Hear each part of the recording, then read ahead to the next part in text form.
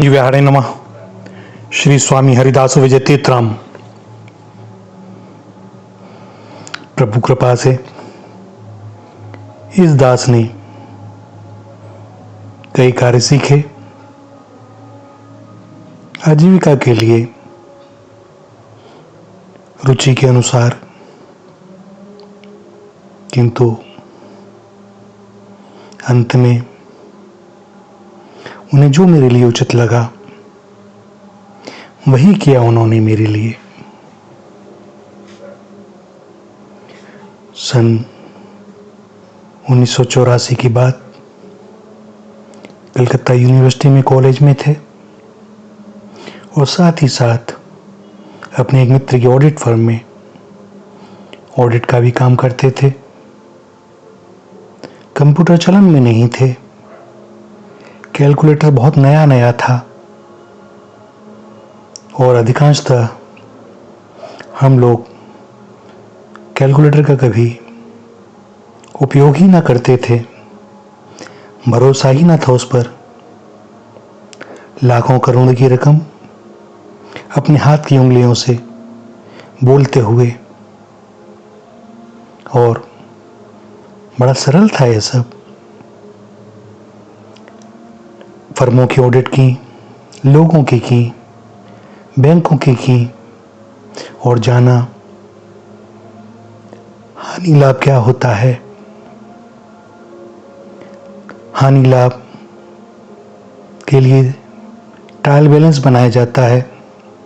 उस समय हिंदी भाषा में तलपट बोलते थे, आज शायद कोई समझे भी ना, और बड़े उसमें अंतर आया करते थे जब हम लोग फाइनल अकाउंट बनाते थे।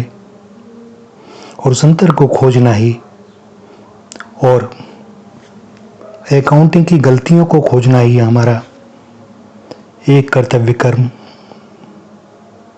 प्रभु कृपा से मारवाड़ी मुनीमों के सहयोग से और मारवाड़ी व्यवसायियों के सहयोग से श्री हरि की कृपा, बड़े पारंगत हुए इसमें और बाद में यही करना पड़ा।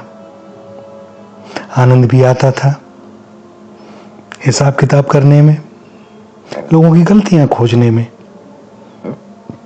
और उन्हें सुधार कर उन्हें बताने में, ताकि आगे उन्हें भी कोई समस्या ना आवे। तब अकाउंटिंग ईयर अलग अलग वर्षों में समाप्त होते थे। कोई रामनवमी से अपना आरंभ करता था, कोई चैत्र शुक्ल प्रतिपदा से, कोई दीपावली से, कोई किसी अन्य तिथि से। बाद में सरकार ने नियम बना दिया 1 अप्रैल से आरंभ होगा और 31 मार्च को सभी व्यक्तियों, व्यवसायियों, फर्मों को हिसाब देना होगा और 1 अप्रैल से नया नववर्ष अकाउंटिंग ईयर का आरंभ होगा। अब मात्र 1 दिन बचा है, एक और समाप्त होने वाला है लेखा वर्ष अर्थात अकाउंटिंग ईयर। जो भी लेन देन बाकी थे 31 मार्च तक का ही समय है उन्हें सुधारने के लिए, लिया दिया वापस करने के लिए। इस तारीख तक जो हो जाएगा सब इतिहास के पन्नों में सुरक्षित हो जाएगा। फिर बैंक डेट में घालमेल की बहुत अधिक गुंजाइश नहीं रहेगी। आज की तारीख तक जो देना लेना रह गया सब आगे कल से आरंभ होने वाले लेखा वर्ष का ओपनिंग बैलेंस हो जाएगा। 31 मार्च तक जिस खाते में जो शेष आ रहा है उसी बैलेंस को खींचना होगा नए वित्त वर्ष में और करना होगा भुगतान यदि अपनी प्रतिष्ठा रखनी है तो। इस वर्ष की लेखा पुस्तकों को बंद करते हुए अलग रखना होगा, ऑडिट करानी होगी और होगा कुछ समय बाद सेल्स टैक्स और इनकम टैक्स विभाग से असेसमेंट। सब ठीक हुआ तो ठीक, अन्यथा लगेगी पेनल्टी। यही चक्र चलता रहता है जब तक सब लेन देन एक अनुभवी चार्टर्ड अकाउंटेंट की सहायता से चुकता भुगता नहीं दिए जाते। भरते रहो रिटर्न प्रतिवर्ष, प्रत्येक योनि में। समय समय पर टैक्स भी भरो और वार्षिक रिटर्न के जमा करने के बाद भी प्रतीक्षा करते रहो कि असेसमेंट ऑर्डर आयकर विभाग से अपने पक्ष में आवे और हमारा केस स्क्रूटनी में न फंस जाए। जब तक कुछ भी लेना देना शेष रहेगा, रिटर्न भरते ही रहना होगा। बकाया जमा ऋण और पूंजी की बैलेंस शीट बनती ही रहेगी। मुक्ति कब? जब किसी भी प्रकार के लेन देन, आय व्यय और पूंजी से मुक्त हो गए और आयकर विभाग को उसका प्रमाण दे दिया। जब कुछ है ही नहीं तो अब आगे कौन सा बैलेंस खींचा जाएगा? सो प्रतिवर्ष सुधारते रहें अपनी बैलेंस शीट यथासंभव। प्रत्येक लेखा वर्ष में हुई प्रत्येक एंट्री का भुगतान करना ही होगा किसी न किसी रूप में। देनदारी खराब है और लेनदारी अच्छी नहीं, इन दोनों में से सत्य कहूं तो अच्छा कुछ भी नहीं है। दोनों ही बंधनकारी हैं, जिस प्रकार पाप और पुण्य। एक सोने की जंजीर तो एक लोहे की जंजीर, और इन दोनों से परिमुक्ति। जो घर फूंके आपनो चले हमारे साथ, किंतु चलता कोई नहीं। बाबरों के साथ कभी कोई चला है क्या? बावरे या तो पत्थर से पीटे जाते हैं या पूजे जाते हैं। वे जानते हैं अशरफना, किंतु मानते कब हैं बिना बोले? क्यों नहीं मानते? बावरे हैं ना। 1 अप्रैल से पुनः एक नए लेखा वर्ष का आरंभ होगा। अब कोई भूल ना हो, बना लेना होगा पहले ही लक्ष्य को। किस व्यापारी से संबंध हमारे व्यापार को उन्नति के मार्ग पर ले जाएगा, किससे संपर्क बढ़ावें ताकि अधिकाधिक लाभ हो, किसकी एजेंसी डीलरशिप लें ताकि अपने लक्ष्य को पा सकें। ऐसा कोई कार्य ना होने पाए कि अपनी गुडविल पर आंच आवे। और सब कुछ लगन से किया तो धन तो आवेगा ही, मिलेगी समाज में प्रतिष्ठा भी, यश पान भी। इसी प्रकार है हमारे जीवन का भी लेखा जोखा। एक जन्म अर्थात एक लेखा वर्ष, ताकि यह न कह सको कि प्रभु समय ही कम था, इतने समय में क्या करते। जिनका पूर्व जन्म में देना पावना रह गया, वे उसे भुगता रहे हैं स्वजनों रिश्तेदारों के रूप में। अनायास ही दे रहे हैं सुख और दुख। उन्हें चुनने की स्वतंत्रता नहीं है। यदि पूर्व जन्म में हिसाब ठीक रखा होता तो यह नौबत न आती। जो बीत गया सो बात गई, अब तो निभाना ही होगा जब तक हिसाब बाकी। श्री हरि की हेतु की कृपा है कि उन्होंने इस जीवन लेखा वर्ष में भी पूरी छूट दी है सद्गुरु और मित्र चुनने की। तो सावधान, कोई मित्र ऐसा ना चुन लेना जो तुम्हारे लक्ष्य में सहायक ना हो, जिसका साथ जीवन के लेखे जोखे में कोई गड़बड़ करा दे। वरन चुनना उन्हें जो तुम्हें सन्मार्ग और आत्मकल्याण के पथ पर सहर्ष हाथ थामे अपने साथ ले जाएं। मित्र सीमित हों किंतु विशिष्ट हों, लक्ष्य का विस्मरण ना होने पाए, सबसे जाने अनजाने अपराधों के लिए क्षमा मांगते रहें और सबको हृदय से क्षमा करते रहें। अपने अंतर में कोई गांठ ना बांधें, अन्यथा अगले लेखा वर्ष में पुनः उसका बैलेंस खिंच के आवेगा। नियमों के तहत अपनी जीवन लेखा वर्ष की पुस्तकों को ठीक से रखें। सदैव स्मरण रखें कि कोई भी गलत एंट्री हमारे लेखे जोखे में न होने पाए, और इसके लिए जीवन के चार्टर्ड अकाउंटेंट अर्थात सदगुरुदेव की शरण लें, जो बतावेंगे कि किस नियम के तहत क्या किया जा सकता है। और यदि कोई भूल हो भी गई हो तो समय रहते उसे सुधारने का मार्ग भी बतावेंगे वे। तो आओ नए लेखा वर्ष का स्वागत करें। नई लेखा किताब पर सबसे पहले श्री हरि का स्मरण करते हुए लिखें ओम गणेशाय नमः, और आनंद उल्लास प्रभु कृपा के साथ अपने अभीप्सित की प्राप्ति करें। दास को बहुत बाद में समझ में आया कि उन्होंने दास को इस सब में निष्णात क्यों कराया। 20-22 वर्ष पूर्व समझ में आया। बहुत देखे दूसरों के हिसाब किताब, बहुत बताए इनको नियम कानून, किंतु अपना लेखा वह तो कभी देखा ही नहीं।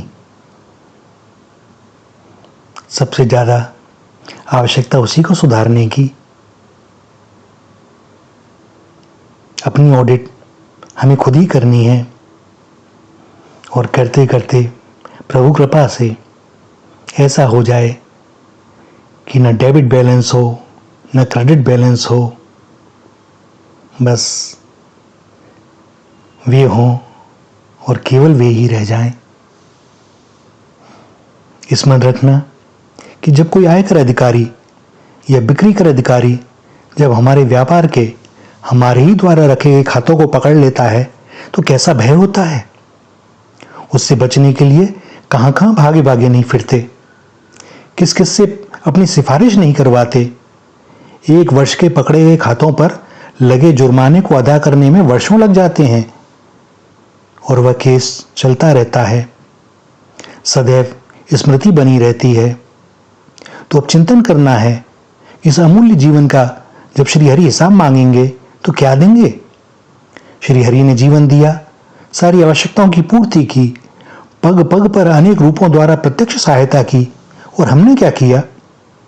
अपने ही जीवन के लेखे जोखे में गड़बड़ी के अतिरिक्त लोक श्रुति है कि हमारे कर्मों का हिसाब किताब महाराज चित्रगुप्त रखते हैं, परंतु इस दास का व्यक्तिगत मत है कि वे कम से कम हम जैसों का लेखा जोखा रखने जैसा तिरस्कृत कृत्य कैसे कर सकते हैं। सो अब यह भार भी हम पर ही है। हमारे स्वभाव को जानने के कारण श्री हरि कहते हैं कि भैया मेरे यहाँ कोई हिसाब किताब नहीं रखा जाता, तू मेरा है सो मुझे तेरा विश्वास है, अतः तू मुझे अपना जो भी हिसाब किताब दिखाएगा मैं उसे स्वीकार कर लूंगा और तदनुरूप ही तुम्हारे कर्मों के बारे में निर्णय लिया जाएगा, ताकि तुम यह ना कह सको कि प्रभु आपके यहाँ तो गड़बड़ चल रही है, ऐसे कर्म तो कभी मैंने किए ही नहीं। सूक्ष्म बात के लिए आज की तकनीक की सहायता लेना चाहता हूँ। मृत्यु के बाद जब सूक्ष्म शरीर जाता है तो उसके साथ एक सूक्ष्म पेन ड्राइव भी जाती है, जिसमें हमारे सभी कृत्यों की पूरी रिकॉर्डिंग होती है। हम अपने जीवन में जो भी कर रहे हैं उसे हम ही रिकॉर्ड करते हैं, और यही कारण है कि मृत्यु पूर्व हमारे जीवन की पूरी फिल्म हम एक बार पुनः देखते हैं, क्योंकि अब समय आ गया है कि हमें इसका जवाब देना है। चित्रगुप्त महाराज तो यही कहते हैं कि लाओ भैया, तुम स्वयं द्वारा लिखे गए रिकॉर्ड ही हमें दे दो, ताकि तुम्हारे बारे में उचित निर्णय लिया जा सके। कैसी अद्भुत प्रणाली है। जो हम कहें वह सब स्वीकार, और जीव अपने ही जाल में फंस जाता है। क्या कहे, किस पर आक्षेप लगाए। जीवन का काला खाता लेकर स्वयं ही प्रस्तुत हो गया प्रभु के सामने। सोचा था कि अपनी तीक्ष्ण बुद्धि से उनके हिसाब किताब में कमी निकाल दूंगा, किंतु इन्होंने तो निरुत्तर ही कर दिया। कैसे कहूं कि मेरे द्वारा लाया गया ये हिसाब किताब गलत है। हाय, किसी ने बताया होता कि हम जीवन भर अपना स्टिंग ऑपरेशन स्वयं ही करते रहते हैं। मजा तो यह है कि पुण्य कार्यों की रिकॉर्डिंग तो एक ही बार होती है, पर चूंकि पाप करने के बाद भी भय से उसका बार बार स्मरण होता है, सो उसकी रिकॉर्डिंग भी बार बार होने से अमिट हो जाती है। पेन ड्राइव खराब होने पर भी पाप का डाटा रिकवर हो ही जाता है। हे नाथ, ऐसी कृपा हो कि जीव मात्र को यह समझ में आ जाए कि उसे क्या करना है। आज तक जो भूल हुई सो हुई, अब आगे ना होने पाए। और जब तुम हियरिंग के लिए बुलाओ तो प्रेम से आनंद से भरकर मैं तुम्हारे पास आऊं, तुम्हारे चरणों में पड़ा नेत्र उठाकर तुम्हें निहार सकूं, और भीतर यह विश्वास हो कि दास तुम्हारी ही कृपा से तुम्हारे प्रेम और विश्वास पर किंचित तो खरा उतर सका। हे नाथ, हे अकारण करुणा वरुणालय, कृपा करें कि मुझे यह सदैव स्मरण रहे। श्री राधा, श्री राधा, श्री राधा।